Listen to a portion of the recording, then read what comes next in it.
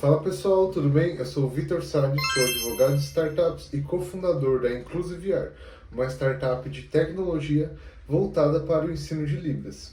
E, bom, hoje o tema é bem importante, é relacionado então com o seu equity. Então aqui muitas startups acabam falhando e perdendo o controle da sua empresa por ceder equity demais. E aqui eu vou trazer 5 dicas para que você consiga fazer a baliza entre crescer o seu negócio, captar investimento e ainda assim conseguir manter o controle da sua startup. São erros que, se você comete no começo, pode comprometer toda a jornada da sua startup. Então é bom pensar com muito cuidado sempre antes de ceder qualquer participação. Então hoje aqui eu vou trazer primeiro 2 explicações. Então vamos lá, o que é um equity? Equity é o nome que a gente traz para dizer que a pessoa tem ali uma participação, né? Então tem ali uma participação dentro da empresa. O que, dependendo da empresa, pode ser cotas, ações, mas a gente chama de equity, né?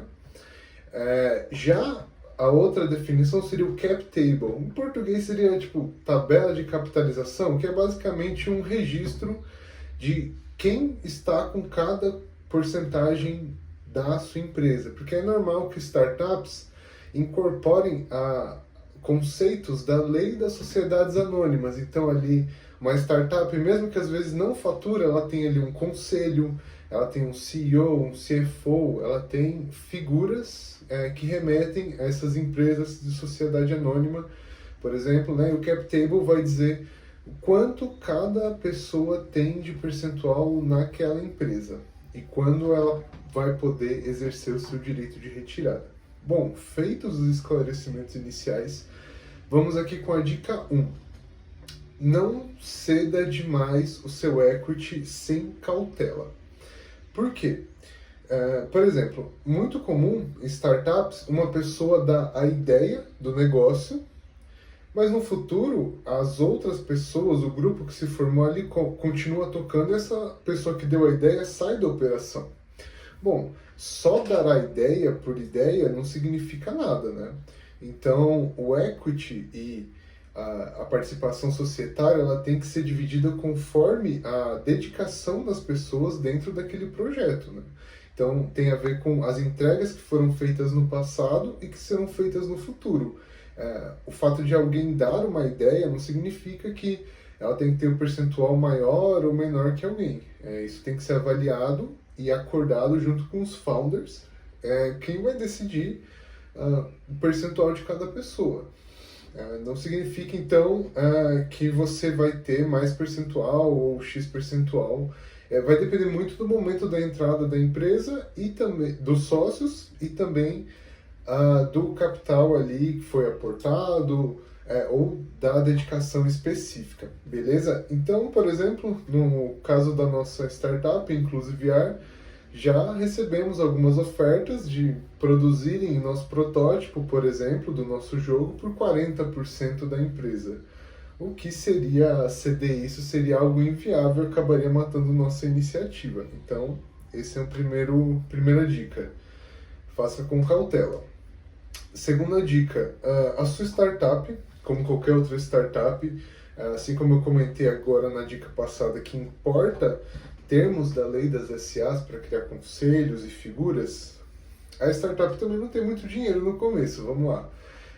Muitas não faturam, muitas estão aí pendentes de ganhar editais ou editais com orçamentos limitados, então você não consegue pagar muito para as pessoas. Então como que você atrai talentos? Você tem um Stock Options Plan, você distribui vesting para seus colaboradores-chave, você faz com que eles também sejam sócios da empresa. E isso tem que ser feito com cuidado, com uma análise e ter um plano com critérios objetivos, senão você pode acabar cedendo demais ou cedendo de menos, você não tem um controle sobre isso, de métricas equânimes para poder ceder essas participações. Então, o Stock Options Plan é um ótimo caminho também para você continuar mantendo o controle e, mesmo assim, incentivar as pessoas que estão trabalhando naquele projeto. Agora, investidores. Bom, é um caminho. Você vai se deparar, nessa dica 3, sempre em um caminho. Eu vou buscar investimento privado Eu tenho como operar no bootstrapping, ou seja, com pouco investimento eu consigo suportar o custo do meu produto principal, ou eu vou precisar ali buscar outras formas de investimento? Bom, eu sempre recomendo que as pessoas busquem investimentos de fomento público, que é o fomento ali das subvenções, que eu também fiz um vídeo aqui falando como nós ganhamos R$ 200 mil com subvenção, porque são equity free, ou seja, você tem ali que entregar relatório, você tem que ali disponibilizar para a sociedade algumas contrapartidas, mas você consegue um dinheiro sem equity, né? Então, no começo, isso é ótimo para ganhar maturidade, corpo, a startup, depois você passa para investimento privado, mas cada caso é um caso. Tem startups que necessitam realmente capital ou já tem um capital próprio ali desde o começo. Então, tome cuidado para ceder para investidores. E agora na dica 4 também se relaciona com a seção para investidores e levantamento de dinheiro, que é os mecanismos que você vai usar para fazer isso. Bom, muito comum essa discussão, como eu trouxe ali atrás, de a empresa querer 40%, o critério aleatório, né, por produzir alguma coisa. Bom, é muito interessante usar o mecanismo SAFE, né? O mecanismo SAFE, ele não é sempre utilizado aqui no Brasil, né? É um mecanismo muito mais trabalhado nos Estados Unidos, que vai garantir para você uma certeza maior do percentual que você vai ceder conforme as metas que forem atingidas no SAFE. Ou seja, o que nós temos aqui de contrato de investimento tradicionalmente no Brasil é um mútuo conversível, onde você tem ali um contrato com uma dívida, então isso entra contabilmente na sua startup como uma dívida, e você tem ali um endividamento e tem o investidor o direito de fazer a cobrança eventualmente desse dinheiro, ou fazer ali a conversão em ações, ou ter ali um direito de devolver esse dinheiro. Bom, o SAFE, o que ele faz? Ele diz que isso será calculado a posteriori. Então, é muito interessante para você ter uma facilidade muito maior de operar esses investimentos e com uma garantia maior de estar cedendo um percentual com maior correção dentro no futuro, né? Não correção de mais certeza, né? Com menos incertezas. É um contrato que reduz a incerteza da sua startup. Seria isso. Mecanismo utilizado ali pela Y Combinator, que é a maior aceleradora aí do mundo. E aqui no Brasil também eu sei que a Canastra Ventures usa, no site deles tem ali disponível. Também é muito interessante, se vocês quiserem buscar algum investimento aí, eles investem 500 mil por 7% em startups, se não me engano, seed, pós-processo aí de aceleração. Então dá uma olhada lá e tem um contrato deles ali que é bem interessante para ter uma base.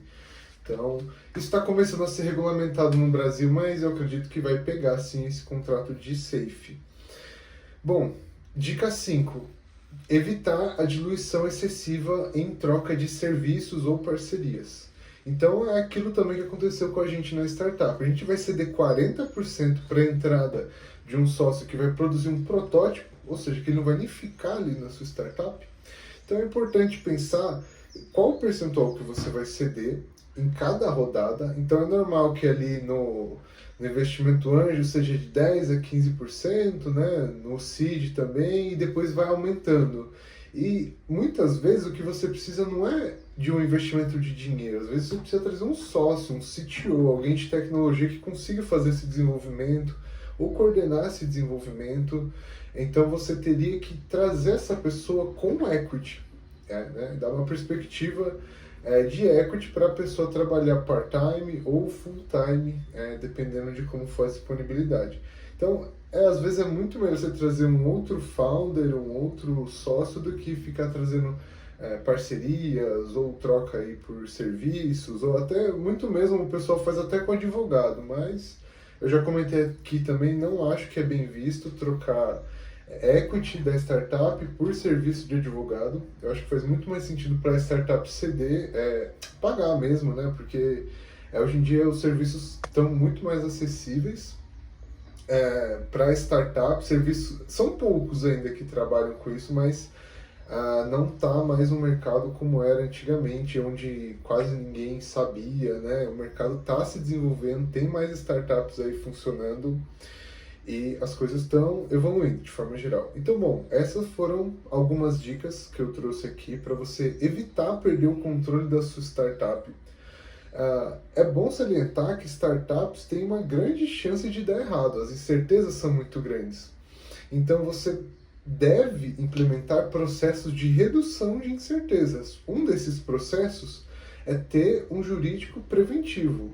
Né? Então, o que eu vejo hoje no mercado, só finalizando aqui, que muitas startups acabam não fazendo a parte jurídica, que é essencial, que são esses detalhes que eu comentei aqui, e pagando muito mais caro no futuro, por não ter um equity bem dividido, por depois não conseguir achar investimentos, por não conseguir tracionar, por não conseguir colocar uma cultura ali dentro da empresa, não tendo acordo de sócios, ou não tendo nada formalizado. Então, muito importante fazer essa formalização e ficamos à disposição aqui para ajudar startups. Deixa sua dúvida aqui no comentário, se você quiser que eu faça um vídeo sobre. Deixa seu like, se inscreve. Grande abraço.